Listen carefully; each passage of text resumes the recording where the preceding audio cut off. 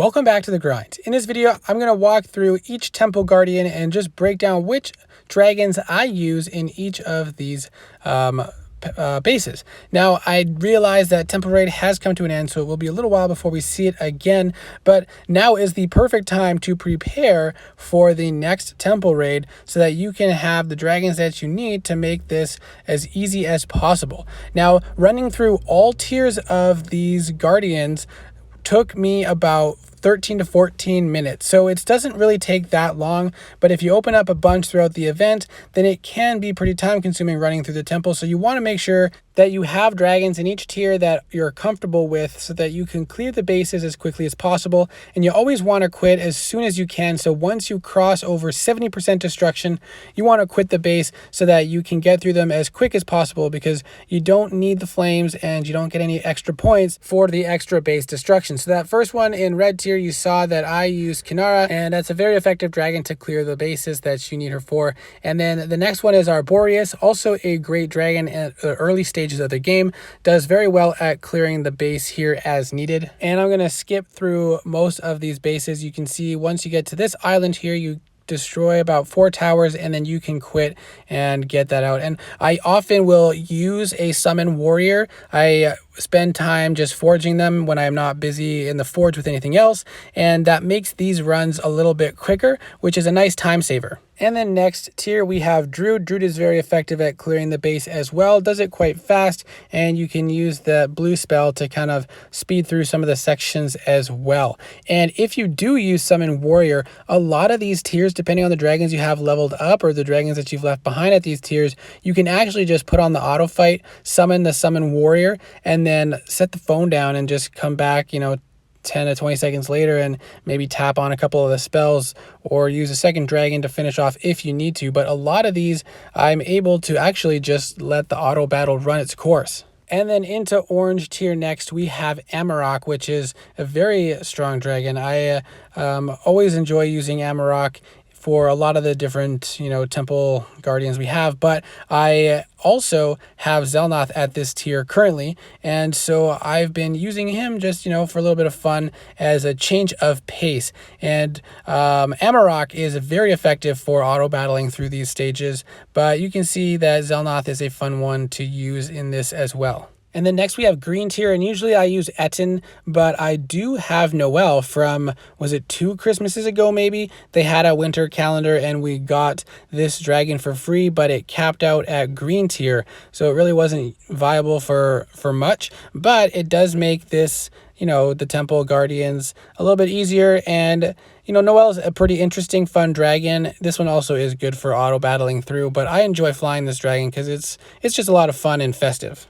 And then the next one is gold tier, and at gold tier I use Hildur, which is very effective as well. This was one of my very first dragons, actually, or seasonal dragons, maybe my first or second season, and I wish I got this dragon to a higher tier because I really enjoyed using Hildur. It was a very fun dragon to fly, probably not going to be very useful in the current meta of the game, but back when I got Hildur, it wasn't actually a bad dragon. I know a lot of higher tier players were still using it to clear bases. And then the next one, we're on to platinum tier, and at platinum tier I have, I think, Roshka as well as Prospero, and I use Prospero mostly because Prospero was one of my first hunter loves, and I learned to fly hunters using Prospero, and I loved flying Prospero, and I hit bases well above my tier with this dragon, but way down in platinum tier, it's not quite as difficult to hit higher tiers. And I just really enjoyed flying this dragon, destroying towers on the turn, cloaking to avoid taking hits from the towers and super shots, and then stunning the towers, and then cleaning up all the towers with all that boosted breath damage. It was just a lot of fun, and it really made me have a fire for hunter dragons, and that is fitting because it is a fire dragon. So I always enjoy circling back through this tier so that I can fly Prospero a little bit again each time this event comes around. So I enjoy using Prospero. Then we go on to Sapphire, and this is also a fun one for me because I have Firefin. I love flying Firefin. I don't know what it is about it, if it's a mix of everything, but it's a very interesting looking dragon. I know it doesn't really look like a dragon, but it's fun fun to be flying a pufferfish around just for some lighthearted fun. But I also love just firing off these fireballs back to back so fast. My only downside with this is that you can't actually use the fireballs as fast as possible, because otherwise you'll encounter glitches with, activating the spells and tapping too fast. But you can still fire them pretty quick as long as you wait for the animations to go away or just fire off to the side. So Firefin is another one that I really enjoy circling back around to and using in these kind of assaults or temple raid events. And after that, we have Garnet Tier, and in this tier I have Gunner as well as Dreth. And Dreth was one of the first sorcerers that I really enjoyed playing, but Gunner after Prospero was the next hunter that I had that I really invested time in, and I really enjoyed using Gunner as well, but it didn't light a fire quite as much as Prospero did. But I still had a lot of fun using this dragon and learning to use the blue cloaks and spamming hunter ammo, freezing towers, using the hunter's mark. It was a lot of fun for me to use this dragon, so I still enjoy using it when I get the chance.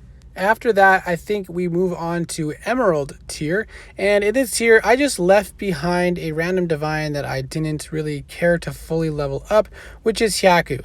Hyaku does very well at clearing these bases as well. Because of that meteor, you can, most towers it'll destroy, otherwise you just do a little bit of breath damage, and it can hit all 3 towers across.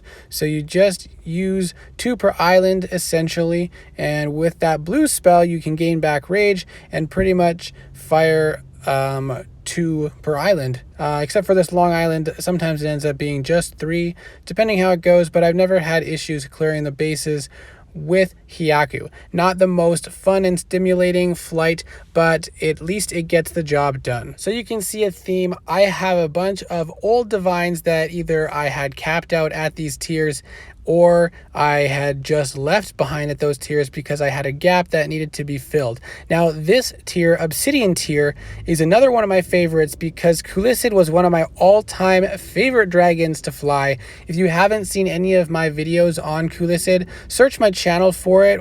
Just type in like the Grind War Dragons Kulissid, and you'll see some gameplay from before the nerf where he could spam cloak indefinitely, as many times as he wanted to, as fast as he wanted to. And each time you hit cloak, you get 50% bar of ammo, so you also had unlimited ammo. So this was kind of ridiculous, but it was a lot of fun to mess around with and joke with some friends before it was fixed. And now there is a cooldown on the cloak, only 1 second, so you do have to time it quite well if you want to blink subsequent shots from towers, but it is possible.